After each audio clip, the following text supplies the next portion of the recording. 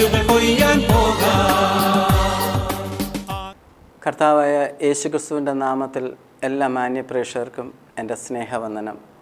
കർത്താവിൽ പ്രിയമുള്ളവരെ, കഴിഞ്ഞ എപ്പിസോഡുകളിലൊക്കെയും സ്വർഗത്തിലെ പൊന്നുതമ്പുരാൻ ദൈവം നമ്മെ ഒത്തിരി സഹായിച്ച കൃപയ്ക്കായിട്ട് ദൈവത്തെ സ്തുതിക്കുന്നു. അവിശ്വാസത്തെക്കുറിച്ച്, പ്രത്യാശയെക്കുറിച്ച്, ദൈവസ്നേഹത്തെക്കുറിച്ചൊക്കെ നമുക്ക് ചിന്തിപ്പാനായിട്ട് ഇടയാക്കി പല വ്യക്തി ജീവിതങ്ങളെയും ദൈവം അനുഗ്രഹിച്ച കൃപയ്ക്കായിട്ട് സ്തോത്രം. ഈ 3 അനുഭവത്തിലും ക്രിസ്തുവിലുള്ള വിശ്വാസവും ക്രിസ്തുവിലുള്ള പ്രത്യാശയും ക്രിസ്തുവിലുള്ള സ്നേഹത്തിൽ പിടിക്കപ്പെട്ട് ആ അനുഭവത്തെ കടന്നു വരുന്ന ഒരു വ്യക്തിയുടെ ജീവിതത്തിൽ ഉണ്ടാകേണ്ട ഏറ്റവും പ്രധാനപ്പെട്ടൊരു വിഷയമാണ് ഇന്ന് പകൽക്കാലം നമ്മൾ ചിന്തിപ്പാനുണ്ട്. അത് ഒന്നാമത്തെ വിഷയം, അതാണ് കൂട്ടായ്മ ആചരിക്കണം. നമുക്ക് വിശ്വാസമുണ്ട്, പ്രത്യാശയുണ്ട്, ദൈവസ്നേഹമുണ്ട്. അതായിക്കഴിഞ്ഞാൽ നമുക്ക് അടുത്ത വേണ്ടിയ ഒരു ഘടകമാണ് നമ്മൊരു കൂട്ടായ്മ ആചരിക്കണം. അത് എന്തിനോടുള്ള കൂട്ടായ്മയാണ്? നമുക്ക് ആരംഭം ചിന്തിക്കണ്ടേ, ക്രിസ്തുവിനോടുള്ള കൂട്ടായ്മയാണ് ആദ്യം വരേണ്ടത്. തൻ്റെ പുത്രനും നമ്മുടെ കർത്താവായ യേശു ക്രിസ്തുവിൻ്റെ കൂട്ടായ്മയിലേക്ക് നിങ്ങളെ വിളിച്ചിരിക്കുന്ന ദൈവം വിശ്വസ്തൻ. തൻ്റെ പുത്രനും നമ്മുടെ കർത്താവ് യേശു ക്രിസ്തുവിൻ്റെ കൂട്ടായ്മയിലേക്ക്. എന്നെ കേൾക്കുന്ന പ്രിയമുള്ളവർ, ഇന്ന് പകൽക്കാലം നമ്മുടെ ആദ്യത്തെ കൂട്ടായ്മ എന്ന് പറയുന്ന ആരായിരിക്കും? നമ്മുടെ കർത്താവ് യേശു ക്രിസ്തുവുമായിട്ടൊരു കൂട്ടായ്മ. യെശയ്യാ പ്രവചനം അതിൻ്റെ 8-ാം അധ്യായത്തിൻ്റെ 11-12 വാക്യങ്ങളിൽ യെശയ്യാവിനോട് യഹോവയാകുന്ന പിതാവ് ഇങ്ങനെ അരുളിച്ചു, യഹോവ ബലമുള്ള കൈകൊണ്ട് എന്നെ പിടിച്ച് എന്നോട് അരുളി ചെയ്തത്, ഞാൻ ഈ ജനത്തിൻ്റെ വഴിയിൽ നടക്കാതെ ഇരിക്കേണ്ടതിന് എനിക്ക് ഉപദേശിച്ച് തന്നതെന്തെന്നാൽ, ഈ ജനം കൂട്ടുകെട്ട് എന്ന് പറയുന്നതിനെയൊക്കെയും കൂട്ടുകെട്ടെന്ന് നിങ്ങൾ പറയരുത്. അവർ ഭയപ്പെടുന്നതിന് നിങ്ങൾ ഭയപ്പെടരുത്, ഭ്രമിച്ചു പോകുകയുമരുത്. സങ്കീർത്തനം 1 വരുമ്പോൾ പറയുന്നു, ദുഷ്ടന്മാരുടെ ആലോചന പ്രകാരം നടക്കാതെയും പരിഹാസിയുടെ ഇരിപ്പിടത്തിൽ ഇരിക്കാതെയും. അങ്ങനെ പറയുമ്പോൾ എന്താ? അതും ഒരു കൂട്ടായ്മയാണ്. അവരുടെ കൂടെ നടക്കുമ്പോൾ നമ്മുടെ കൂട്ടായ്മ ആരോടാ? അങ്ങനെ ഒരു കൂട്ടായ്മയെക്കുറിച്ചല്ല നമ്മൾ ചിന്തിക്കുക. നമുക്ക് വേണ്ട കൂട്ടായ്മ ദൈവത്തോട്. അവിടെ പറഞ്ഞു, ഈ ജനം കാരണം ദൈവത്തെ അറിയാത്ത ഒരു ജനം. അവർ പറയുക, അവർ ഈ കൂട്ടുകെട്ടെന്ന് പറയുമ്പോൾ പറയുന്ന, അതിനെ കൂട്ടുകെട്ടെന്ന് നിങ്ങൾ പറയരുതേ. ഉൽപ്പത്തി പുസ്തകം 1-ാം അധ്യായത്തിൻ്റെ 1-2 വാക്യങ്ങൾ വായിക്കുന്നു. ആദിയിൽ ദൈവം ആകാശവും ഭൂമിയും സൃഷ്ടിച്ചു. ഭൂമി പാഴായും ശൂന്യമായിരുന്നു, ആഴത്തിന്മേൽ ഇരുളുണ്ടായിരുന്നു. ദൈവത്തിൻ്റെ ആത്മാവ് വെള്ളത്തിന്മീതെ പരിവർത്തിച്ചു കൊണ്ടിരുന്നു. അപ്പോൾ ശ്രദ്ധിക്കണം, ആദിയിൽ ദൈവം ആകാശവും ഭൂമിയും സൃഷ്ടിച്ചു. എന്നാൽ അതിനു ഭൂമി പാഴായിരുന്നപ്പോഴും അവിടെ ദൈവത്തോടു കൂടെ ദൈവത്തിൻ്റെ പരിശുദ്ധാത്മാവ് പരിവർത്തിച്ചു. അപ്പം പരിശുദ്ധാത്മാവും ആ ദൈവവുമായിട്ടുള്ള കൂട്ടായ്മയുടെ പ്രവർത്തനം അവിടെ താല്പര്യം. ഉൽപ്പത്തി 1:26 അനന്തരം ദൈവം നാം നമ്മുടെ സ്വരൂപത്തിൽ നമ്മുടെ സാദൃശ്യപ്രകാരം മനുഷ്യനെ ഉണ്ടാക്കുക എന്ന് പറഞ്ഞു, ആണും പെണ്ണുമായി അവരെ സൃഷ്ടിച്ചു. അപ്പോൾ ദൈവം ആദ്യം എന്ത് ചെയ്തു? നമ്മൾ ആണും പെണ്ണുമായിട്ട് മനുഷ്യനെ സൃഷ്ടിച്ചു. അവരെ സൃഷ്ടിച്ചു എന്നാണ് പറഞ്ഞത്. അപ്പോൾ അവരെ സൃഷ്ടിച്ച അവരുമായിട്ട് ആദ്യത്തെ ബന്ധം, ആദ്യത്തെ മനുഷ്യൻ ആണും പെണ്ണുമായിരുന്ന മനുഷ്യനുമായിട്ട് ദൈവത്തിനൊരു ബന്ധമുണ്ടായിരുന്നു. ആ ബന്ധം എപ്പോഴാണ് നഷ്ടപ്പെട്ടു പോയത്? താൻ ചെയ്യരുത്, അരുതെന്ന് പറഞ്ഞ ഒരു വിഷയത്തെ ചെയ്ത് അനുസരണക്കേട് ചെയ്തപ്പോൾ താൻ ഏദൻ തോട്ടത്തിൽ നിന്ന് പുറത്താവും. ദൈവവുമായിട്ടുള്ള കൂട്ടായ്മ നഷ്ടപ്പെട്ടു. ആ നഷ്ടപ്പെട്ടു പോയൊരു കൂട്ടായ്മയിലേക്ക് ഇന്ന് പകൽക്കാലം നിങ്ങളെയും എന്നെയും ദൈവം കാണുന്നത്. എങ്ങനെയാ കൂട്ടായ്മ നഷ്ടപ്പെട്ട കൂട്ടായ്മ വീണ്ടെടുക്കുന്ന? നമ്മൾ നേരത്തെ വായിച്ചല്ല, യേശു ക്രിസ്തുവിലൂടെ. കാരണം നടുചുവർ ഇടിച്ചു കളഞ്ഞ് ഇരുവശത്തെയും ഒന്നാക്കിക്കൊണ്ട് പിതാവിൻ്റെ അടുത്ത് വീണ്ടും ആ കൂട്ടായ്മയിലേക്ക് ദൈവം കൊണ്ടുവരുന്നു. യോഹന്നാൻ 1:1-4 ആദിയിൽ വചനമുണ്ടായിരുന്നു, വചനം ദൈവത്തോടു കൂടെയായിരുന്നു, വചനം ദൈവം ആയിരുന്നു. അവൻ ആദിയിൽ ദൈവത്തോടു കൂടെയായിരുന്നു, സകലവും അവൻ മുഖാന്തരം ഉളവായതൊന്നും അവനെ കൂടാതെ ഉളവായതല്ല. അപ്പോൾ എന്ത് ചെയ്തു? ആദിയിൽ വചനമുണ്ടായിരുന്നു, വചനം ദൈവത്തോടു കൂടെ, വചനവും ദൈവവും കൂടെ. ആദിയിൽ ദൈവമുണ്ടായിരുന്ന ആ ദൈവത്തോടുകൂടെ വചനവും, ഇത് രണ്ടും തമ്മിലുള്ള കൂട്ടായ്മ ഉണ്ട്. ആ കൂട്ടായ്മയുടെ കൂടെയാണ് ദൈവത്തിൻ്റെ പരിശുദ്ധാത്മാവ്, തൃത്വമാകുന്ന പിതാവും പുത്രനും പരിശുദ്ധാത്മാവും പരിവർത്തിച്ചു കൊണ്ടിരുന്നു. ശ്രദ്ധിച്ച് കേൾക്കണമേ, അന്ന് വചനമായിട്ടിരുന്ന ആ വചനം യോഹന്നാൻ വരുമ്പോൾ വായിക്കുവാൻ കഴിയുന്നു. വചനം യോഹന്നാൻ 1:14 വചനം ജഡമായി തീർന്നു, കൃപയും സത്യവും നിറഞ്ഞ് നമ്മുടെ ഇടയിൽ പാർത്തു. ഞങ്ങൾ അവൻ്റെ തേജസ് പിതാവിന് ഏകജാതനായ എൻ്റെ തേജസ്സായിട്ട് കണ്ടു. ആദ്യം വചനമായിട്ട് നിന്ന് യേശു, പുത്രനായിട്ട് നിന്ന് യേശു ജഡത്തിൽ വെളിപ്പെട്ടു വന്നു. ആ പുത്രനിലൂടെ കൂട്ടായ്മയിലെ ബന്ധത്തിലേക്ക് പിതാവുമായിട്ടുള്ള കൂട്ടായ്മ, പുത്രനുമായിട്ടുള്ള കൂട്ടായ്മ, പരിശുദ്ധാത്മാവിന്റെ ഇത് മൂന്നും ഒന്നിച്ചു നിൽക്കുമ്പോൾ ആ കൂട്ടായ്മയിലേക്ക് ഇന്ന് പകൽക്കാലം നിങ്ങളെ ഞാൻ ക്ഷണിക്കുന്നത്. അതുകൊണ്ട് 1 യോഹന്നാൻ 1:1 തൊട്ട് 7 വരെയുള്ള വാക്യങ്ങളിൽ യോഹന്നാൻ ഇങ്ങനെ കുറിച്ചിടുക: ആദ്യം മുതലുള്ളതും ഞങ്ങൾ കേട്ടതും സ്വന്തം കണ്ണുകൊണ്ട് കണ്ടതും ഞങ്ങൾ നോക്കിയതും ഞങ്ങളുടെ കൈ തൊട്ടതും ആയ ജീവൻ്റെ വചനം സംബന്ധിച്ച ജീവൻ പ്രത്യക്ഷമായി ഞങ്ങൾ കണ്ടു സാക്ഷീകരിക്കുകയും പിതാവിനോട് കൂടെ ഇരുന്ന് ഞങ്ങൾക്ക് പ്രത്യക്ഷമായ നിത്യജീവനെ നിങ്ങളോട് അറിയിക്കുകയും ചെയ്യുന്നു. ഞങ്ങൾ കണ്ടും കേട്ടുമുള്ളത് നിങ്ങൾക്ക് ഞങ്ങളോടുള്ള കൂട്ടായ്മ ഉണ്ടാകേണ്ടത്. ശ്രദ്ധിക്കണം, ഞങ്ങൾ എന്ത് ചെയ്തു?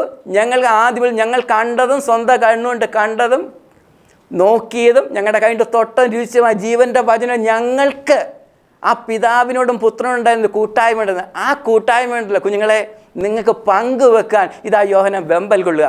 ഞങ്ങൾ കണ്ടും കേട്ടുമുള്ളത് നിങ്ങൾക്ക് ഞങ്ങളോട് നിങ്ങൾക്ക് നമുക്കും തമ്മിൽ കൂട്ടായ്മ ഉണ്ട് നിങ്ങളോട് അറിയിക്കുന്നു. ഞങ്ങളുടെ കൂട്ടായ്മയോ പിതാവിനോടും അവൻ്റെ പുത്രനായ യേശു ക്രിസ്തുവിനോടാകുന്നു. നമ്മുടെ സന്തോഷം പൂർണ്ണമാകുവാൻ ഞങ്ങൾ ഇത് നിങ്ങൾക്ക് എഴുതുന്നു. അപ്പോൾ അപ്പോസ്തലന് പറയാൻ കഴിയുന്നത് ഞങ്ങൾക്കൊരു ബന്ധമുണ്ട് പിതാവിനോടും അവൻ്റെ പുത്രനായ യേശു ക്രിസ്തുവിനോടുള്ള ആ കൂട്ടം. അതിൻ്റെ ഒരു വലിയ സന്തോഷം ഈ അപ്പോസ്തലൻ്റെ മേൽ കിടക്കുക. പറയാം, ആ സന്തോഷം ഞങ്ങൾക്കൊന്ന് പൂർണ്ണമാക്കണം. ആ സന്തോഷം ഒന്ന് പൂർണ്ണമാക്കുക ഒറ്റ കാര്യമുള്ള അത് നിങ്ങൾക്കൊന്ന് തരണം. അത് കഴിഞ്ഞിട്ട് പറയുന്നു, ദൈവം വെളിച്ചമാകുന്നു, അവനിൽ ഇരുട്ട് ഒട്ടുമില്ല എന്നുള്ളത് ഞങ്ങൾ അവനോട് കേട്ട് നിങ്ങളോട് അറിയിക്കുന്ന ദൂതാകുന്നു. അവനോട് കൂട്ടായ്മയുണ്ടെന്ന് പറയുകയും ഇരുളിൽ നടക്കുകയും ചെയ്താൽ നാം ഭോഷ്ക് പറയുന്നു, സത്യം പ്രവർത്തിക്കുന്നതുമില്ല. അവൻ വെളിച്ചത്തിൽ ഇരിക്കുന്നത് പോലെ നാം വെളിച്ചത്തിൽ നടക്കുന്നുവെങ്കിൽ നമുക്ക് തമ്മിൽ കൂട്ടായ്മയുണ്ട്. അവൻ്റെ പുത്രനായ യേശുവിൻ്റെ രക്തം സകല പാപം പോക്കി നമ്മെ. അപ്പം നമ്മൾ വെളിച്ചത്തിലാണ് നടക്കുന്നതെങ്കിൽ, കഴിഞ്ഞ എപ്പിസോഡിൽ കേട്ടിട്ട് ദൈവത്തിൻ്റെ പരിശുദ്ധാത്മ നമ്മുടെ അകത്തു വന്ന് വെളിച്ചം വ്യാപരിച്ചെന്ന ആ വെളിച്ചത്തിൽ നടക്കുന്ന നിങ്ങളോടും എന്നോടും ദൈവത്തിൻ്റെ ആത്മാവ് പറയാം, ഈ പകൽക്കാലം ഒരു കൂട്ടായ്മ വേണം. നിങ്ങൾക്ക് എന്താ തമ്മിലൊരു കൂട്ടായ്മ വേണം. നിങ്ങളുടെ കൂടെയുള്ള സഹവിശ്വാസിയോട് നിങ്ങളുടെ കൂടെയുള്ളവരുമായിട്ടൊരു കൂട്ടായ്മ വേണം. എന്തുകൊണ്ട്? ആ കൂട്ടായ്മയ്ക്ക് കുറവ് വന്നാൽ എന്ത് ചെയ്യണം? അവൻ്റെ പുത്ര യേശുവിൻ്റെ രക്തം സകല പാപവും പോക്കി നമ്മെ ശുദ്ധീകരിക്കും. കാരണം യോഹന്നാൻ 16:33 അവസാന ഭാഗം ഇങ്ങനെ വായിച്ച് നിർത്തിയിട്ട് വേറൊരു ഭാഗത്തിലേക്ക് തുടങ്ങുന്നു. നിങ്ങൾക്ക് എന്നിൽ സമാധാനം ഉണ്ടാകേണ്ടതിന് ഇത് നിങ്ങളോട് സംസാരിച്ചിരിക്കുന്നു.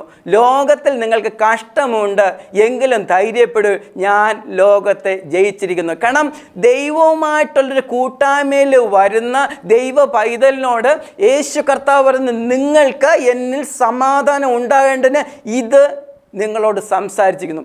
എന്നിട്ട് പറയുക, നിങ്ങൾക്ക് ലോകത്ത് കഷ്ടമുണ്ട് കേട്ടോ, എങ്കിലും ധൈര്യപ്പെടണം, കാരണം ഞാൻ ലോകത്തെ ജയിച്ചു. പക്ഷേ എന്നോടുള്ള കൂട്ടായ്മയിൽ നടക്കാമെങ്കിൽ ഇതിനെ അതിജീവിപ്പാനായിട്ട് ദൈവം നമുക്ക് കൃപ വരും. കണ്ടോ, യോഹന്നാൻ അത് കഴിഞ്ഞിട്ട് അതിൻ്റെ 17:10 ചില മർമ്മങ്ങളിലേക്ക് നമുക്കൊന്ന് കടന്നു പോകാം. അവിടെ വായിക്കുന്നത്, യേശു കർത്താവ് ഇത് പറഞ്ഞിട്ട് സ്വർഗത്തേക്ക് നോക്കി പിതാവിനോട് സംസാരിച്ച് എന്തെന്ന് അവിടെ വചനഭാഗം വായിക്കുന്നത്. ആ പിതാവും പുത്രനുമായിട്ടുള്ളൊരു കോൺവെർസേഷൻ, അതൊരു പ്രാർത്ഥനയല്ല, നേരിട്ടുള്ള സംസാരം. അവിടെ 17:10 ഇങ്ങനെ വായിക്കുന്നു, എൻ്റേത് എല്ലാം നിൻ്റേതും നിൻ്റേത് എൻ്റേതുമാകുന്നു, ഞാൻ അവരിൽ മഹത്വപ്പെടും. അവർ പിതാവേ, നിൻ്റെതെല്ലാം എൻ്റേതാ, എൻ്റെതെല്ലാം നിൻ്റെതാ. ആ പിതാവും പുത്രനും ഒന്നാ. അതുകൊണ്ട് ഒരിക്കൽ വന്നപ്പോഴത്തേനും ഫിലിപ്പോസിനോട് പറയുക, എന്നെ കണ്ടവൻ എൻ്റെ പിതാവിനെ കണ്ടിരിക്കുന്നു, പിന്നെ പിതാവിനെ കാണിച്ചു നീ പറയുന്നത്, ഇന്നു മുതൽ നീ അവനെ കണ്ടിരിക്കുന്നു. വെളിപ്പെടുത്തി കൊടുക്കുക. പിതാവും പുത്രനും ഒന്നാകുന്നു. കാരണം അങ്ങനെയാണെങ്കിൽ യോഹന്നാൻ അതിൻ്റെ 17:21-23 അതെ, നീ എന്നെ അയച്ചിരിക്കുന്നെന്ന് ലോകം വിശ്വസിപ്പാൻ അവർ എല്ലാവരും ഒന്നാകേണ്ടത്. ആരാ അവരെല്ലാവരും? എന്നെ കേൾക്കുന്ന നിങ്ങളും ഞാനും ഒന്നാകേണ്ടതിന്. നീ എന്നെ അയച്ചിരിക്കുന്നു എന്ന് ലോകം വിശ്വസിപ്പാൻ അവരെല്ലാം ഒന്നാണ്. പിതാവേ, നീ എന്നിലും ഞാൻ നിന്നിലും ആകുന്നത് പോലെ അവരും നമ്മിൽ ഒന്നാകേണ്ടതിന് തന്നെ. ഇതാണ് ദൈവമക്കളെ കൂട്ടായ്മ. പിതാവേ, നീയും ഞാനും ഒന്നായിരിക്കുന്നത് പോലെ അവരും നമ്മിൽ ഒന്നാകേണ്ടതിനത്രേ. അതാ നേരത്തെ പറഞ്ഞത്, അവൻ പിതാവും പുത്രൻ നമ്മുടെ ഉള്ളിൽ നിന്ന് വാസം ചെയ്യുന്ന ആ കൂട്ടായ്മയുടെ അനുഭവം. ഒന്നായിരുന്നു. നീ എനിക്ക് തന്നിട്ടുള്ള മഹത്വം ഞാൻ അവർക്ക് കൊടുത്തിരിക്കുന്നു, നീ എന്നെ അയച്ചിരിക്കുന്നു എന്നും നീ എന്നെ സ്നേഹിക്കുന്നത് പോലെ അവരെയും സ്നേഹിക്കുന്നു എന്ന് ലോകം അറിവാൻ. നാം ഒന്നായിരിക്കുന്നത് പോലെ അവരും ഒന്നാകേണ്ടതിന് ഞാൻ അവരിലും നീ എന്നിലുമായി അവർ ഐക്യത്തിൽ തികഞ്ഞവരായിരിക്കേണ്ടതിന് തന്നെ. എന്നെ കേൾക്കുന്ന പ്രിയമുള്ളവരെ, ഐക്യത്തിൽ തികഞ്ഞവരായിരിക്കാൻ ഇന്ന് പകൽക്കാലം നിങ്ങൾക്കും എനിക്കും ഒരു കൂട്ടായ്മ കൂടിയേ മതി. ഏതെങ്കിലും ആലയത്തിൽ പോകാതിരിക്കുന്നു, രക്ഷിക്കപ്പെട്ടു, സ്നാനപ്പെട്ടു, അഭിഷേകം പ്രാപിച്ചു, കൂട്ടം തെറ്റി പോലെ നടക്കുന്ന ചില വ്യക്തി ജീവിതങ്ങൾ ഇന്ന് പകൽക്കാലം ദൈവത്തിൻ്റെ പരിശുദ്ധാത്മാവിനെ വിളിച്ചോ, ആലയത്തിനകത്ത് വാ. ആലയത്തിനകത്ത് ദൈവമക്കളോടുള്ള കൂട്ടായ്മ കൂടി വരണമേ. പുറത്തല്ല വിടുതലെല്ലാം സഭയ്ക്കകത്താ. തൻ്റെ തലയാകുന്ന ശരീരമാകുന്ന സഭയ്ക്കകത്താ വിടുതലും സൗഖ്യം എൻ്റെ കർത്താവ് വെച്ചിരിക്കുന്നത്. അപ്പോസ്തല പ്രവർത്തികൾ 2:42 വരുന്ന അവർ അപ്പോസ്തലന്മാരുടെ ഉപദേശം കേട്ടും കൂട്ടായ്മ ആചരിച്ചും അപ്പം നുറുക്കിയും പ്രാർത്ഥന കഴിച്ചു. കൂട്ടായ്മയുടെ ഏറ്റവും മനോഹരമായൊരു ദൃശ്യം. പെന്തക്കോസ്ത് നാൾ വന്നതിന് ശേഷം എന്നെ കേൾക്കുന്ന പ്രിയമുള്ളവരെ, ഈ ഒരു കൂട്ടായ്മ വർദ്ധിച്ചു വരാൻ അപ്പോസ്തല പ്രവൃത്തിയിൽ നമ്മൾ വായിക്കുമ്പോഴത്തേനും അവിടെ ഏറ്റവും അനുഗ്രഹിക്കപ്പെട്ട ആ കൂട്ടായ്മയുടെ സന്ദർശിച്ച ഒന്നിച്ച് ഇരുന്നപ്പോൾ അവർ അപ്പോസ്തലന്മാരുടെ അപ്പോസ്തലന്മാർ നിന്നു, അവർ ഉപദേശം പറഞ്ഞു, അവർ കൂട്ടായ്മയെ കൊടുത്തു, ആചരിച്ചു, അപ്പം നുറുക്കി പ്രാർത്ഥനയൊക്കെ കഴിച്ചു പോന്നു. അതിന് 44-47 വിശ്വസിച്ചവർ എല്ലാവരും ഒരുമിച്ചിരുന്ന് സകലതും പൊതുവകയെന്ന് എണ്ണുകയും ജന്മഭൂമികളും വസ്തുക്കളും വിറ്റ് അവനവന് ആവശ്യമുള്ളതുപോലെ എല്ലാവർക്കും പങ്കിടുകയും ഒരുമനപ്പെട്ട് ദിനം പ്രതി ദൈവാലയത്തിൽ കൂടി വരികയും വീട്ടിൽ അപ്പം നുറുക്കിക്കൊണ്ട് ഉല്ലാസവും ഹൃദയപരമാർത്ഥതയും കൊണ്ട് ഭക്ഷണം കഴിക്കുകയും ദൈവത്തെ സ്തുതിക്കുകയും സകല ജനത്തിൻ്റെയും കൃപ അനുഭവിക്കുകയും ചെയ്തു. എന്നെ കേൾക്കുന്ന പ്രിയമുള്ളവർ, എത്രയോ അനുഗ്രഹിക്കപ്പെട്ട സമയം. കർത്താവ് രക്ഷിക്കപ്പെടുന്നവരെ ദിനം പ്രതി സഭയോട് ചേരും. അപ്പം ഈ കാലത്തിൽ നിങ്ങളോട് ഞാൻ പറയുക, ദൈവത്തിൻ്റെ ആലയത്തിൽ കടന്നു വന്ന് അപ്പോസ്തലന്മാരുടെ ഉപദേശം കേട്ട് കൂട്ടായ്മ ആചരിച്ച് അങ്ങനെ പോകാൻ കഴിയുമെങ്കിൽ അങ്ങനെ വരണം. അതിന് വേണ്ടിയിട്ടാണ് ഈ പകൽക്കാലം ദൈവത്തിൻ്റെ പരിശുദ്ധാത്മ എന്നെ കൊണ്ട് നിങ്ങളോട് സംസാരിക്കുന്നത്. എന്നെ കേൾക്കുന്ന പ്രിയമുള്ളവരെ, ലളിതമായിട്ട് കാര്യമായിട്ട് കരുതരുതേ. ഒരു സൗഖ്യവും ഒരു രോഗസൗഖ്യവും ഒരു വിടുതൽ കിട്ടി അതുകൊണ്ട് തൃപ്തിപ്പെട്ട് പോകുവാനല്ല ദൈവം കണ്ടിന്. എനിക്ക് നിങ്ങൾക്ക് വേണ്ടി ദൈവം ഒരിക്കൽ നിത്യത കണ്ട് സന്തോഷിക്കണം. വഴിയിൽ വെച്ച് ഒരു കുഞ്ഞു പോലും നഷ്ടപ്പെട്ടു പോകരുത്. അവിടെ എബ്രായർക്കുള്ള ലേഖനം 10:39 വരുന്നു, നാമോ നാശത്തിലേക്ക് പിന്മാറുന്നവരുടെ കൂട്ടത്തിലല്ല, വിശ്വസിച്ച് ജീവരക്ഷ പ്രാപിക്കുന്നവരുടെ കൂട്ടത്തിലത്രയാകുന്നു. ഏത് കൂട്ടായ്മയല്ല? നശിച്ചു പോകുന്നവരുടെ കൂട്ടത്തിലാണോ? അതോ പിന്മാറുന്നവരുടെ കൂട്ടത്തിലുമല്ല? പിന്നെ ഇങ്ങനെ വിശ്വസിച്ച് ജീവരക്ഷ പ്രാപിക്കുന്നവരുടെ കൂട്ടത്തിലേക്ക്. ജീവരക്ഷ പ്രാപിക്കുന്നവരുടെ കൂട്ടം എവിടെയാ? ദൈവസഭയ്ക്കകത്താ. ആ സഭയ്ക്കകത്ത് വന്ന് നമ്മൾ എന്ത് ചെയ്യണം? അങ്ങനെ ഒരു അനുഭവത്തിലേക്കാണ്. അതുകൊണ്ടാണ് പറയുന്നത്, പലപ്പോഴും വിശ്വാസ കൂട്ടത്തിനകത്ത് വന്നു കഴിഞ്ഞാൽ നമ്മൾ ചോദിക്കും, കൂട്ടമയക്കത്തെ വിഷയങ്ങളില്ലേ? ഉണ്ട്. തിരുവചനങ്ങൾ വായിക്കുമ്പോൾ പുതിയ നിയമത്തിൻ്റെ പല ഭാഗങ്ങൾ വായിക്കുന്ന 2 കൊരിന്തി 6:14 അവിടെ പൗലോസ് കൊടുത്തിടുക, നിങ്ങൾ അവിശ്വാസികളോട് ഇണയില്ല പിണ കൂടരുത്. നീതിക്കും അധർമ്മത്തിനും തമ്മിൽ എന്തൊരു ചേർച്ച, വെളിച്ചത്തിന് ഇരുളിനോട് എന്ത് കൂട്ടായ്മ. ഇതെല്ലാം കൂട്ടായ്മയുടെ വിഷയങ്ങളാണ്. നിങ്ങൾ അവിശ്വാസികളുമായിട്ട് ഇണയില്ല പിണ കൂടാനൊന്നും പോകരുത്. കാരണം അങ്ങനെ ഒരു കൂട്ടായ്മയ്ക്ക് പോകരുത്. നീതിക്ക് അധർമ്മത്തിനും തമ്മിൽ എന്തൊരു ചേട്ട, നീതിയും അധർമ്മവും തമ്മിൽ ചേർന്ന് പോകത്തില്ല. ഇത് കൂട്ടായ്മയില്ല. വെളിച്ചത്തിന് ഇരുളുമായിട്ട് എന്തെങ്കിലും കൂട്ടായ്മയുണ്ടോ? ഏതെങ്കിലും വിഗ്രഹമായിട്ട് കൂട്ടായ്മയുണ്ടോ? എല്ലാം വിട്ടൊഴിയണമേ. 2 കൊരിന്തി 13:14 കർത്താവ് യേശു ക്രിസ്തുവിൻ്റെ കൃപയും പൗലോസ് പറയുക, ദൈവത്തിൻ്റെ സ്നേഹവും പരിശുദ്ധാത്മാവിൻ്റെ കൂട്ടായ്മയും നിങ്ങളെല്ലാവരോടും കൂടി. നമ്മൾ പലപ്പോഴും ഒരു ആശീർവാദം പറയുമ്പോൾ, ദേവദാസനെ ഒരു ആശീർവാദം പറയുമ്പോൾ നിങ്ങൾ പലപ്പോഴും കേട്ട് കാണും, കർത്താവ് യേശു ക്രിസ്തുവിൻ്റെ കൃപയും ദൈവത്തിൻ്റെ സ്നേഹവും പരിശുദ്ധാത്മാവിൻ്റെ കൂടെ. എൻ്റെ പ്രിയമുള്ളവരെ, ഇത് തന്നെയാണ് കൂട്ടായ്മ. ഈ പിതാവിനോടും പുത്രനോടും പരിശുദ്ധാത്മാവിൻ്റെ കൂട്ടായ്മയിൽ നിന്ന് ദൈവമക്കളോട് ചേർന്ന് കൂട്ടായ്മ ആചരിച്ച് ഈ കൂട്ടത്തെയാ വീണ്ടും കർത്താവ് വരുമ്പോൾ എടുക്കാൻ പോകുന്നത്. തനിക്ക് വേണ്ടി നോക്കിപ്പാർക്കുന്ന തൻ്റെ കാന്തയാകുന്ന സഭ എടുക്കാൻ വരുമ്പോൾ ഈ കൂട്ടായ്മയ്ക്ക് അകത്ത് നിങ്ങൾ ഞാനും ഉണ്ടാകണം. ചെതറി നിന്നാൽ എടുക്കപ്പെടാൻ ബുദ്ധിമുട്ടാണ്. അതുകൊണ്ട് ദൈവം വരുന്നതെങ്കിൽ ഇന്നത്തെ കാണുന്നത് ബോർഡ് വെച്ച് സഭ എടുക്കുമെന്നല്ല ഞാൻ പറഞ്ഞത്. ദൈവം ലോകത്തിൻ്റെ വിവിധ വംശങ്ങളിൽ ഗോത്രം ജാതിയും അന്താരാഷ്ട്രവും ദൈവത്തിൻ്റെ കാണണം. ഉയരങ്ങളിൽ നോക്കുമ്പോൾ വിവിധ ഭാഷകളും വംശങ്ങളും ഗോത്രങ്ങളും ഒരു വലിയ കൂട്ടം ജനം തനിക്ക് നോക്കിപ്പാടും. ആ കൂട്ടത്തിന് വേണ്ടിയിട്ട് കാണാൻ അനുഷ്ഠിക്കാൻ പറ്റും ചില വ്യവസ്ഥകളാണ് സഭയ്ക്കകത്ത്. കാരണം തിരുവത്താഴ് ശുശ്രൂഷ പറയുന്നു, എൻ്റെ ഓർമ്മയ്ക്കായിട്ട് ഇത് ചെയ്യും. കർത്താവിൻ്റെ രണ്ടാമതൊരു നമ്മൾ ചെയ്യണം. സഭയ്ക്കകത്ത് വരണം. സഭയ്ക്ക് പുറത്ത് നിന്ന പ്രിയമുള്ളവരെ, സ്നേഹത്തോട് ഞാൻ വിളിക്കുക, നിങ്ങൾ സഭയ്ക്കകത്ത് കടന്നു വാ. സഭയുടെ വാതിൽ തുറന്നിട്. ദൈവദാസന്മാരോട് പറയാം, സഭയുടെ എൻ്റെ ആലയം സകല ജാതികൾക്കുള്ള പ്രാർത്ഥനാലയം എന്ന് വിളിക്കണം. ആലയത്തിൻ്റെ വാതിൽ തുറന്നു കിടക്കട്ടെ. ഈ നാളിൽ അങ്ങനെ തുറന്നു കിടക്കുമ്പോൾ നേരത്തെ പറഞ്ഞത് സഭയ്ക്കകത്ത് ദൈവം ആത്മാക്കളെ കൂട്ടിച്ചും ദിനം പ്രതി ദൈവം ആത്മാക്കളെ സഭയിലോട്ട് ചേർക്കും. എത്ര പേർക്ക് സന്തോഷമുണ്ട്. ഈ നാളിൽ നമ്മുടെ കൂട്ടായ്മ വർദ്ധിച്ചു. ഇനി നമുക്കൊരു കൂട്ടായ്മ വേണം, സുവിശേഷ ഘോഷണത്തിൻ്റെ ഒരു കൂട്ടായ്മ. സുവിശേഷ ഘോഷണത്തിലൊരു കൂട്ടായ്മ വേണം. ഫിലിപ്പിയർക്ക് ലേഖനം 1:5, 1-ാം നാൾ മുതൽ ഇതുവരെയും സുവിശേഷ ഘോഷണത്തിൽ നിങ്ങൾക്കുള്ള കൂട്ടായ്മ ഞാൻ നിങ്ങളെ ഓർക്കുമ്പോൾ ഒക്കെയും എൻ്റെ ദൈവത്തിന് സ്തോത്രം ചെയ്യുന്നു. സുവിശേഷം പറയുമ്പോഴത്തേനും ഞാൻ ഒറ്റയ്ക്ക് പോയി കുറേ ട്രാക്റ്റ് കൊടുക്കുക, ഞാൻ ഒറ്റയ്ക്ക് പോയി എന്തെങ്കിലും കാര്യം ചെയ്യുക, അങ്ങനെയില്ല. സുവിശേഷ ഘോഷണത്തിൽ മറ്റുള്ളവരോട് ചേർന്നൊരു കൂട്ടായ്മ. ഒന്നിച്ച് പോകാൻ കഴിയുമോ? തോളോട് തോള് ചേർന്ന് നമുക്ക് ഒന്നിച്ച് സുവിശേഷ ഘോഷണത്തിൽ പോകാൻ കഴിയുമോ? മറ്റുള്ളവരുടെ കൂടെ നിന്ന് ഒന്നിച്ച് പോയി സുവിശേഷ ഘോഷണത്തിൻ്റെ കൂട്ടായ്മ കൊടുക്കാൻ പറ്റും? ഇന്ന് വരെയും അതിന് കഴിയത്തില്ല. ഞാൻ ഒറ്റയ്ക്ക് പോയി ട്രാക്റ്റ് കൊടുക്കും, ഞാൻ ഒറ്റയ്ക്ക് പോയി പ്രസംഗിക്കും, ഞാൻ ഒറ്റയ്ക്ക് പോയി നിന്ന് ഏതെങ്കിലും ആരുടെയും അകത്തുണ്ടെങ്കിൽ ഈ പകൽക്കാലം യേശുവിൻ്റെ നാമത്തിൽ പറഞ്ഞു, ഒന്ന് മടങ്ങി വാ. സ്നേഹത്തോട് പറയാം, ഒരു കൂട്ടായ്മ ദൈവ മക്കളുമായിട്ടും ദൈവദാസന്മാരുമായിട്ടും അഭിഷിക്തന്മാരുമായിട്ട് ചേർന്ന് ഒരു കൂട്ടായ്മ ആചരിപ്പാൻ നിങ്ങളെ ഞാൻ പ്രബോധിപ്പിക്കുക. എന്നെ കേൾക്കുന്ന പ്രിയമുള്ളവരെ, നമ്മുടെ കൂട്ടായ്മയൊക്കെ ഒന്ന് വർദ്ധിച്ചു വരട്ടെ. ഈ നാളിൽ അതുപോലെ രണ്ടാമതുണ്ട്, നമുക്ക് ക്രിസ്തുവിനോടുള്ള കഷ്ടാനുഭവങ്ങളുടെ ഒരു കൂട്ടായ്മ വേണം. അടുത്തൊരു കൂട്ടായ്മയെക്കുറിച്ച് നമുക്ക് ചിന്തിക്കാം. കഷ്ടാനുഭവങ്ങൾ. ഫിലിപ്പിയർക്ക് ലേഖനം 3-ാം അധ്യായം 9-11 വാക്യം. ഞാൻ ക്രിസ്തുവിനെ നേടേണ്ടതിന് ന്യായപ്രമാണത്തിൽ നിന്നുള്ള എൻ്റെ സ്വന്തം നീതിയല്ല, ക്രിസ്തുവെങ്കിലുള്ള വിശ്വാസം മൂലം ദൈവം വിശ്വസിക്കുന്നവർക്ക് നൽകുന്ന നീതി തന്നെ ലഭിച്ച് അവനിൽ ഇരിക്കേണ്ടതിനും അവൻ്റെ മരണത്തോട് അനുരൂപപ്പെട്ടിട്ട് അവനെയും അവൻ്റെ പുനരുത്ഥാനത്തിൻ്റെ ശക്തിയെയും അവൻ്റെ കഷ്ടാനുഭവങ്ങളുടെ കൂട്ടായ്മയും അനുഭവിച്ചറിയേണ്ടതിനും ഇങ്ങനെ വല്ലവിധേനയും മരിച്ചവരുടെ ഇടയിൽ നിന്നുള്ള പുനരുത്ഥാനം പ്രാപിക്കണമെന്ന് വെച്ച് ഞാൻ അവൻ്റെ നിമിത്തം എല്ലാം ഉപേക്ഷിച്ച് ചാവറന്നെണ്ണുന്നു. പൗലോസ് എന്താ ദിശയായിട്ട് പറയാൻ കഴിയില്ലേ?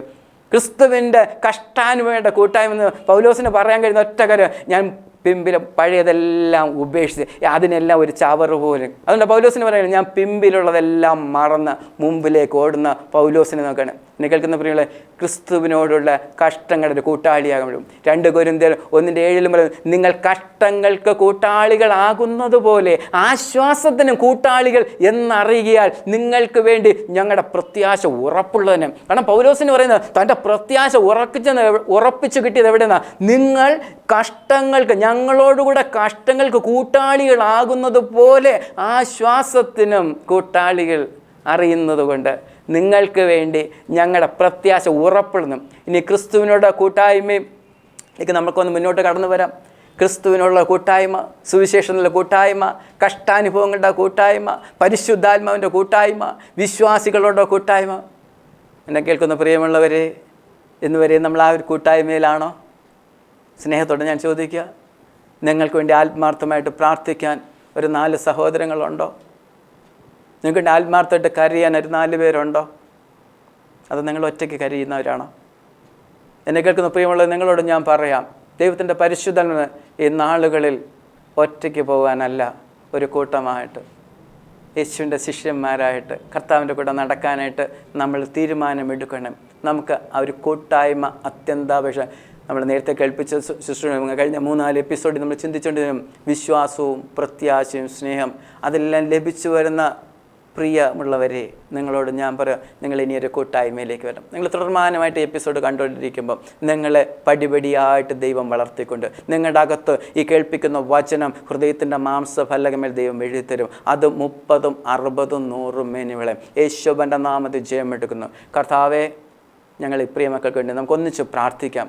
ലോകത്തിൻ്റെ വിവിധ ഭാഗങ്ങളിൽ ഈ ശ്രവിച്ചുകൊണ്ടിരുന്ന പ്രിയമുള്ളവർക്കായിട്ട് സ്തോത്രം. പകൽക്കാലം നമുക്ക് ഒന്നിച്ച് പ്രാർത്ഥിക്കും. എല്ലാവരും കരങ്ങൾ ഉയർത്തി വിശുദ്ധ കരങ്ങൾ ഉയർത്തണം. സഹോദരിമാർ തലയിൽ മൂടുപടം ഇട്ട് കഴിയുമെങ്കിൽ പ്രാർത്ഥിക്കുക. നിങ്ങൾ ഇതുവരെ യേശുവിനെ അറിയാത്ത നിങ്ങളുടെ മാറോട് ചേർത്ത് വെച്ച് പറ, യേശുവെ എന്നെ തൊടണമേ, യേശുവെ എന്നെ സൗഖ്യമാക്കണമേ, യേശുവെ എന്നെ വിടുകണം. ഇപ്പോൾ യേശുവിൻ്റെ കരത്തിൻ്റെ വല്ലഭത്വം ഇറങ്ങാം. കാരണം അവനെക്കുറിച്ച് പറയാം, അവൻ സർവശക്തൻ, സർവജ്ഞാനി, സർവവ്യാപി. 2 3 പേർ എൻ്റെ നാമത്തിൽ എവിടെ കൂടിയാൽ അവർക്ക് മധ്യ ഞാൻ നള്ളി ചെയ്ത കർത്താവ്. ലോകത്തിൻ്റെ ഏത് ഭാഗത്തുനിന്ന് ഈ നിമിഷം, ദ റൈറ്റ് നൗ പരിശുദ്ധാത്മാവിൻ്റെ ഒരു ശക്തമായ സാന്നിധ്യം, ഒരാത്മനിറവ് നിങ്ങളുടെ മേൽ എല്ലാ കണ്ണുകളും ദൈവത്തിനെ അടയട്ടെ. യേശു കർത്താവെ, നന്ദിയോടെ പ്രാർത്ഥിക്കുന്നു പിതാവേ. ഇത്രത്തോളം സമയം ദൈവം ഞങ്ങളുടെ സ്നേഹത്തിന് കീഴിൽ ഞങ്ങളെ അക്കുട കീഴിലാക്കിയ കൃപയ്ക്കായി സ്തോത്രം. കർത്താവ്, ഞങ്ങൾക്കൊരു കൂട്ടായ്മ ആവശ്യമുണ്ട്. പിതാവിനോടും പുത്രനോടും പരിശുദ്ധാത്മാവിനോടുള്ള ആ കൂട്ടായ്മ, സഹവിശ്വാസികളോടുള്ള കൂട്ടായ്മ. കർത്താവ്, എവിടെയൊക്കെ നഷ്ടപ്പെട്ടു പോയി, എവിടെയൊക്കെ തകർന്നു പോയിരുന്ന കർത്താവെ, ചില പൊളിഞ്ഞ് കിടക്കുന്നതിന് ചിലതിനെ പണിയണമെന്ന് പ്രാർത്ഥിക്കുന്നു. കർത്താവെ, കൂട്ടായ്മയില്ലാതെ പൊളിഞ്ഞ് കിടക്കുന്ന ചില സഭകളുടെ നാലുപാടും കർത്താവെ പൊളിഞ്ഞു കിടക്കുന്ന അനുഭവങ്ങൾക്കൊരു വ്യത്യാസമുണ്ട്. എൻ്റെ ആലയം ശൂന്യമായി കിടക്കും ദൈവത്തിൻ്റെ ആത്മാവ് പറയാം. ചില സഭകൾക്കകത്ത് കൂട്ടായ്മയില്ലെന്ന് ദൈവത്തിൻ്റെ പരിശുദ്ധാത്മാവ് ദൂത് പറയുക. ഹുറബ ശിവനബ. ദൈവത്തിൻ്റെ പരിശുദ്ധാത്മാവിന് കൂട്ടായ്മ ഇല്ലാതെ പോയ സഭകൾക്കകത്ത് ഈ ദൂത് പോലെ വെളിപ്പെട്ട് വരട്ടെ. യേശുവിൻ്റെ നാമത്തിൽ പരിശുദ്ധ പിതാവേ, ദൈവദാസന്മാരും അഭിഷിക്തന്മാരും ചേർന്ന് ഈ പകൽക്കാലം ഞങ്ങൾ ഒന്നിച്ചു പ്രാർത്ഥിക്കുന്നു കർത്താവേ. ഈ കാലഘട്ടത്തിൽ കർത്താവേ, ഒരു അന്ത്യകാലത്തിലേക്ക് ഞങ്ങൾ എത്തിക്കൊണ്ടിരിക്കുമ്പോൾ സഭയ്ക്കകത്ത് ഐക്യത ഉണ്ടാകട്ടെ, സഭയ്ക്കകത്ത് ദൈവസ്നേഹം വ്യാപരിക്കട്ടെ, സഭയ്ക്കകത്ത് കർത്താവേ കൂട്ടായ്മ വർദ്ധിച്ചു വരട്ടെ കർത്താവേ. എവിടെയെങ്കിലും കൂട്ടായ്മ തകർക്കുന്ന അന്ധകാര ശക്തി വ്യാപരിക്കുന്നെങ്കിൽ ഞങ്ങൾ ചേർന്ന് ഒന്നിച്ചു പ്രാർത്ഥിക്കുമ്പോൾ സ്വർഗത്തിനും ഭൂമിക്കും നാഥനായ നസ്രായന യേശുവൻ അധികാരമുള്ള നാമത്തിൽ ഈ പകൽക്കാലം ഞങ്ങൾ ജയമെടുത്ത് പ്രാർത്ഥിക്കുന്നു. അപ്പോൾ ആ സൗഖ്യത്തിന് വേണ്ടി പ്രാർത്ഥിക്കുന്ന ഒത്തിരി വ്യക്തി ജീവിതങ്ങൾ എൻ്റെ മുന്നിലുണ്ട്. അനേക വേദനയിലും പ്രയാസങ്ങളിലും കണ്ണുനീരായിരിക്കുന്നുണ്ട്. അവർക്കായിട്ട് ഞാൻ ഈ പ്രാർത്ഥന ഏൽപ്പിക്കുന്നപ്പാ. അപ്പൻ്റെ കരം, അപ്പൻ്റെ നീതിയുള്ള കരം, ആണിപ്പിടുത്തുള്ള കരം ഇപ്പോൾ ചലിക്കണമേ. രോഗികൾ സൗഖ്യമാകട്ടെ, രോഗികൾ സൗഖ്യമാകട്ടെ, ഹൃദയവേദകൾ മാറട്ടെ യേശുവിൻ്റെ നാമത്തിൽ. ഈ നിമിഷം അത് സംഭവിക്കുന്ന കൃപയ്ക്കായിട്ട് നന്ദി കർത്താവേ. ആത്മാവിൻ്റെ അഭിഷേകത്തിനുണ്ട് പ്രാർത്ഥിക്കുന്ന, ആത്മാവിൻ്റെ നിറവിനുണ്ട് കൊതിക്കുന്ന ചില വ്യക്തി ജീവിതങ്ങളെ എൻ്റെ ദൈവത്തിൻ്റെ ആത്മാവ് തൊടുന്ന കൃപയ്ക്കായിട്ട്. ചിലത് പുതിയ അന്യഭാഷയാൽ ഇപ്പോൾ നിറയട്ടെ. പ്രവചനവരത്തിന് വേണ്ടി പ്രാർത്ഥിക്കുന്ന ചില വ്യക്തി ജീവിതങ്ങൾ ഇപ്പോൾ പ്രവചിക്കട്ടെ യേശുവിൻ്റെ നാമത്തിൽ. കൃപാവരങ്ങൾ ജ്വലിക്കട്ടെ കർത്താവെ. ഒരു കൃപാവരത്തിന് കുറവില്ലാത്ത ദൈവസഭ ഈ നാളിൽ എഴുന്നേൽക്കണം. ഞങ്ങൾ ഒരുമനപ്പെട്ട് പ്രാർത്ഥിക്കുക. ദേശത്തിൻ്റെ നാനാ ഭാഗങ്ങളിൽ, ലോകത്തിൻ്റെ ഏത് ഭാഗത്ത്, വിവിധ വംശങ്ങളിലായിക്കോട്ടെ, ഗോത്രങ്ങളിലായിക്കോട്ടെ, വിവിധ ഭാഷകളിലായി എവിടെയായിരുന്നാലും കർത്താവെ, ഞങ്ങൾ ഒന്നിച്ച് പ്രാർത്ഥിക്കുന്നു. ഒരു വലിയ ദൈവ സാന്നിധ്യം ഈ പകൽക്കാലം വ്യാപരിക്കുന്ന കൃപയ്ക്കായിട്ട് നന്ദി യേശുവെ. ഞങ്ങളങ്ങനെ നന്ദിയോട് സ്തുതിക്കുന്നു. ഞങ്ങളോട് കൂടെ പ്രാർത്ഥിക്കുന്ന പ്രിയമുള്ളവരെ കർത്താവെ ബലപ്പെടുത്തുന്ന ശക്തി അവരുടെ കുടുംബങ്ങളിൽ ദൈവപ്രവൃത്തി വെളിപ്പെട്ട് വരട്ടെ. തലമുറകളെ ഓർത്ത് പ്രാർത്ഥിക്കുന്നവർ, തലമുറയെ ഓർത്ത് കണ്ണീർ ഭാരപ്പെടുന്നവർ, ഒരു വിവാഹത്തിന് വേണ്ടി, ജോലിക്ക് വേണ്ടി ഭാരപ്പെടുന്ന വ്യക്തി, അവരെ എൻ്റെ കർത്താവ് തുടരണം. കർത്താവ് ഞങ്ങളുടെ വചനം അവർ അനുസരിക്കാൻ തീരുമാനിച്ചതിൻ്റെ പേരിൽ, അങ്ങയെ മഹത്വപ്പെടുത്തുന്നതിൻ്റെ പേരിൽ, കർത്താവ് വചനത്തിന് വേണ്ട വില കൊടുത്തതിൻ്റെ പേരിൽ, മറ്റെന്തിനേക്കാളും അധികമായിട്ട് യേശുവിനെ സ്നേഹിപ്പാൻ അവർ തീരുമാനമെടുത്തത് കൊണ്ട് ഈ പ്രിയമുള്ളവർക്ക് വേണ്ടി ഇടിവിൽ നിന്ന് പ്രാർത്ഥിക്കുക. അവരുടെ ജീവിതത്തിൽ ഒരു അത്ഭുതം ചെയ്യണമേ. അവിടെ നിന്ന് അങ്ങനെ ചെയ്യുന്ന കൃപയ്ക്കായി സ്തോത്രം. നന്ദി കർത്താവേ. അവിടെ നിങ്ങളുടെ പ്രാർത്ഥന കേട്ടിരിക്കുക. സ്തോത്രം യേശുവിൻ നാമത്തിൽ തന്നെ. ആമേൻ. എന്നെ കേൾക്കുന്ന പ്രിയമുള്ളവരെ, കഴിഞ്ഞ നാളുകൾക്കെയും സ്വർഗം തുറന്നു. ഒത്തിരി പ്രാർത്ഥനകൾക്ക് ദൈവം മറുപടി ചെയ്തു. ലോകത്തിൻ്റെ പല ഭാഗങ്ങളിലും ദൈവം ഇറങ്ങി പ്രവർത്തിച്ച കാണുവാനിടയാക്കി. അനേകർ വിളിച്ച് അത്ഭുത സാക്ഷ്യങ്ങൾ പറഞ്ഞു. തുറന്നു ചെയ്തു, നിങ്ങളുടെ അത്ഭുത സാക്ഷ്യങ്ങൾ വിളിച്ചു പറയണമേ. കാരണം എന്തിനാ? യേശു ജീവിക്കുന്നെന്ന് ഉറപ്പിക്കുവാൻ. നമ്മുടെ പ്രാർത്ഥന കേൾക്കുന്നൊരു ദൈവമുണ്ട്. അവൻ സ്റ്റിൽ ഹീ ഈസ് അലൈവ് എന്ന് നമുക്ക് തിരിച്ചറിയാൻ നമ്മുടെ മേലൊന്ന് വിശ്വാസം വർദ്ധിക്കട്ടെ. ഒത്തിരി പേർക്ക് യേശുവിനെ കൊടുത്താട്ടെ. ഒത്തിരി പേർക്ക് ആ യേശുവിൻ്റെ സ്നേഹമൊന്ന് കൊടുത്താട്ടെ. ഈ നാളിൽ നല്ലൊരു കൂട്ടായ്മയ്ക്ക് വേണ്ടിയിട്ട് ഞാൻ നിങ്ങൾക്ക് വേണ്ടി ഈ എപ്പിസോഡ് നല്ലൊരു കൂട്ടായ്മ. ഇന്ന് വരെയും നിങ്ങൾ ഒറ്റപ്പെട്ട് വഴി തിരിഞ്ഞെവിടെയെങ്കിലും നടന്നുവെങ്കിൽ നിങ്ങളോട് ഞാൻ പറയുന്നു, ഒരു കൂട്ടായ്മയിലേക്ക്, ക്രിസ്തുവിൻ്റെ കൂട്ടായ്മയ്ക്ക്, ആ പിതാവിനോടുള്ള കൂട്ടായ്മയിലേക്ക്, ആ പുത്രനോടുള്ള ആ പരിശുദ്ധനുള്ള കൂട്ടായ്മയിലേക്ക്, ദൈവ മക്കളോടുള്ള കൂട്ടായ്മ ഒന്നിട്ട് ആ ദൈവരാജ്യം കർത്താവ് വരുമ്പോൾ നമുക്ക് ഒന്നിച്ചു നിൽക്കാം. ഒരു ദൈവരാജ്യത്തിൻ്റെ പണിക്ക് വേണ്ടി, ദൈവരാജ്യത്തിൻ്റെ കെട്ടുപണിക്കായിട്ട് തോളോട് തോൾ നമുക്ക് പ്രവർത്തിക്കാം. നിങ്ങളുടെ മേൽ ഇന്ന് പകൽക്കാലം ദൈവം ചില അഭിഷേകം ചെയ്തുകൊണ്ടിരിക്കുമ്പോൾ, ചിലതിൻ്റെ ശിരസ് മുതൽ തന്നെ നിൽക്കുവാൻ കഴിയാത്ത പരിശുദ്ധാത്മൻ്റെ സാന്നിധ്യം ഈ പകൽക്കാലം ചിലൻ്റെ മേൽ ഇറങ്ങിക്കൊണ്ട് അത് അഭിഷേകം പെയ്തുകൊണ്ട് പ്രാപിച്ചുകൊണ്ടിരിക്കണം. ഈ പറഞ്ഞുകൊണ്ടിരിക്കുന്ന സമയത്ത് തന്നെ ചിലതിൻ്റെ മേൽ ശിരസ്സും ഉള്ളാം കാല് വരെ ദൈവത്തിൻ്റെ പരിശുദ്ധം തീ ഇറങ്ങിക്കൊണ്ടിരിക്കുക. അത് ആത്മാവിൻ്റെ ശക്തിയുടെ അഭിഷേകം. അത് തടുത്തു നിർത്താൻ കഴിയത്തില്ല. അത് ഒരു മനുഷ്യൻ നിർത്തുവാൻ കഴിയത്തില്ല. അന്ത്യനാളിൽ ദൈവം പറഞ്ഞ അന്ത്യനാളിൽ സകല ജഡത്തിന്മേൽ എൻ്റെ ആത്മാവിന് പകരം. ഈ നാളുകളിൽ അങ്ങനെ ഒരു പരിശുദ്ധാത്മാവിൻ്റെ അഭിഷേകത്തിൻ്റെ ശക്തി വ്യാപരിച്ചുകൊണ്ട് കൂട്ടായ്മയിലേക്ക് കടന്നു വാ. കൂട്ടായ്മയ്ക്കകത്ത് ദൈവസ്നേഹത്തിൻ്റെ കൃപയിൽ നിന്ന് കഴിഞ്ഞാണ്ടല്ലോ നിൻ്റെ മേൽ ഒരു ശത്രു എടുക്കുക. ഇന്നലെ വരെ തകർത്തു കളയുവാൻ ഇല്ലായ്മയേക്കാൾ ദുഷ്ടൻ വാതു പറഞ്ഞിട്ട് ധൈര്യത്തോടെ പറയാൻ കഴിയണം, എൻ്റെ യേശു കൂടണം, ഞാൻ അവൻ്റെ കൂട്ടായ്മയിലാണ് നിൽക്കുന്ന, ഞാൻ എൻ്റെ കർത്താവിൻ്റെ കൃപയിലാണ് നിൽക്കുക. അങ്ങനെ കൃപയിൽ നിൽക്കാനായിട്ട് ദൈവം വേണ്ടിയാക്കും നിൽക്കുന്നത്. അതുകൊണ്ട് എഫെസ്യർ ലേഖനത്തിൽ പറയുന്നു, കേൾക്കുന്നവർക്ക് കൃപ ലഭിക്കേണ്ടത് ആവശ്യം പോലെ ആത്മിക വർധനയ്ക്കായി നല്ല വാക്കല്ലാത്ത ആകാത്തതൊന്നും നിങ്ങളുടെ വായിന്ന് പുറപ്പെടരുത്. ദൈവത്തിൻ്റെ പരിശുദ്ധനെ ദുഃഖിപ്പിക്കരുത്. അവനാലല്ലോ വീണ്ടെടുപ്പ് നാളിനായി നിങ്ങളെ മുദ്രയിട്ടിരിക്കുന്നത്. പരിശുദ്ധാത്മാവിനാൽ മുദ്രയിടപ്പെട്ടവർ എന്ന് കേൾക്കുന്ന പ്രിയമുള്ളവരെ, ഈ ദിവസങ്ങളിൽ ദൈവം നിങ്ങളുടെ ജീവിതത്തിൽ നിശ്ചയമായിട്ട് ഏത് വിഷയത്തിൻ്റെ പ്രാർത്ഥിക്കുന്നു. പക്ഷെ ഒറ്റ കാര്യം ഞാൻ നിങ്ങളുടെ അൾട്ടിമേറ്റ് എയിം എന്ന് പറഞ്ഞാൽ ഈ കർത്താവിനോടുകൂടെ ജീവിക്കണം, ഈ കർത്താവിനോടുകൂടെ വാഴണം, കർത്താവിനോട് വസിക്കണം, കർത്താവിൻ്റെ സ്നേഹത്തിൽ വസിക്കണം, കർത്താവിൻ്റെ കൂടെ നടക്കണം. അങ്ങനൊരു ആഗ്രഹവും ദാഹവും ഉണ്ടെങ്കിൽ നിശ്ചയമായിട്ടും ദൈവം നിങ്ങളെ നിത്യത വരെയും കൊണ്ട് നിത്യത വരെ പിൻപറ്റുന്നൊരു അനുഗ്രഹത്തിന് പ്രാർത്ഥിക്കുക. ഈ ലോകത്തെ അനുഗ്രഹത്തിന് വേണ്ടിയല്ല, നിത്യത വരെയും പിൻപറ്റുന്നൊരു അനുഗ്രഹം ദൈവം അത് ചെയ്യാൻ പോവുകയാണ്. തുടർന്ന ദിവസങ്ങളിലും ഞങ്ങൾക്ക് വേണ്ടി നിങ്ങളുടെ പ്രാർത്ഥന ഞങ്ങൾക്കൊരു കോട്ടയാണ്. ലോകത്തിൻ്റെ ഏത് ഭാഗത്ത് നിങ്ങൾ എന്നെയും എൻ്റെ കുടുംബത്തെയും എൻ്റെ മിനിസ്ട്രി ഓർത്ത് പ്രാർത്ഥിക്കണമെന്ന് ഞങ്ങൾ സ്നേഹിതരും. നിങ്ങൾക്ക് എപ്പോൾ വേണേൽ ഞങ്ങളെ വിളിക്കാം, ഫോണിൽ സംസാരിക്കാൻ നിങ്ങൾക്ക് ആത്മാർത്ഥമായിട്ട് പ്രാർത്ഥിക്കാം. ദൈവം നിങ്ങളെ സമർത്ഥമായിട്ട് അനുഗ്രഹം, ഒരു കുറവും വരാതെ അത്ഭുതകരമായിട്ട് ദൈവം നടത്തും. എന്നെ നടത്തിയ എൻ്റെ കർത്താവ്, എന്നെ അത്ഭുതകരമായിട്ട് നടത്തിയ കർത്താവ് നിങ്ങളെ നടത്തത്തില്ലയോ? ഒരു കാലം കൂടെ ഒരു ദൂത് കൂടെ പറഞ്ഞ് നിർത്തുവാനായിട്ടായിരുന്നു. യേശു നിങ്ങളെ സ്നേഹിക്കുന്നു. Jesus love you. ആ യേശുവിൻ്റെ സ്നേഹം കർത്താവിൻ്റെ ആത്മാവിനോട് പറയുന്നു, യേശു നിങ്ങളെ സ്നേഹിക്കുന്നു, നിങ്ങളോട് വിളിച്ചു പറയാം. ഇത് നിങ്ങളുടെ ഹൃദയത്തിനകത്ത് ഒന്ന് കുറിച്ചിട്ടാട്ടെ. ഇന്ന് പകൽക്കാലം നിങ്ങളുടെ യേശു നിങ്ങളെ സ്നേഹിക്കുന്ന അതാണ് നിങ്ങൾക്ക് കിട്ടാവുന്ന ഏറ്റവും വലിയ മെസ്സേജ്. അത് ദൈവം തന്നു കഴിഞ്ഞു. ദൈവം സ്നേഹിച്ചാൽ പിന്നെന്ത് വേണം? ഇവകാരം ദൈവം തന്നെ സ്നേഹിക്കുന്നവർക്ക് ഒരുക്കിയിട്ടുള്ളത് കണ്ണ് കണ്ടിട്ടില്ല, ചെവി കേട്ടിട്ടില്ല, ഒരു മനുഷ്യ ഹൃദയത്തിൽ തോന്നി. നമുക്കോ അത് പരിശുദ്ധാത്മ വെളിപ്പെടുത്തുന്നു. പ്രിയമുള്ളവരെ, ദൈവം നിങ്ങളെ സമൃദ്ധമായിട്ട് അനുഗ്രഹിക്കട്ടെ. ഇത്രത്തോളം സമയം പല ഭാഗങ്ങളും പ്രയാസങ്ങളും ബുദ്ധിമുട്ടിനും നടുക്കം വന്നിരുന്ന് മെസ്സേജ് കേട്ടവർക്കായിട്ട് കർത്താവിൻ്റെ നാമത്തിൽ ഞാൻ നന്ദി പറഞ്ഞു. God bless you.